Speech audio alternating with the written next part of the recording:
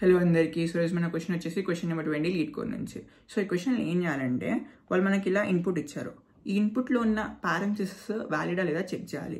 వ్యాలిడా లేదా అంటే ఏంటిదంటే ఇప్పుడు సపోజ్ చూడండి, ఒక ఓపెన్ తర్వాత ఒక క్లోజ్ వచ్చింది అనుకోండి, ఇలా అది వ్యాలిడ్. అదే ఇలా వచ్చింది అనుకోండి, రెండు డిఫరెంట్ పారెంథసిస్ వచ్చినాయి అనుకోండి, అది వ్యాలిడ్ కాదు. సో ఈ క్వశ్చన్ మనం ఎలా సాల్వ్ చేయాలంటే ఒక స్టాక్ తీసుకుందాం. స్టాక్ తీసుకొని సాల్వ్ చేద్దాం. అంటే ప్రతిసారి నా ఓపెన్ బ్రాకెట్ వచ్చింది అనుకోండి, నేను ఏం చేస్తానంటే నా స్టాక్లోకి పుష్ చేస్తా. తర్వాత నేను ఏం చేస్తాను, నా నెక్స్ట్ ఏంటిదో చూస్తా.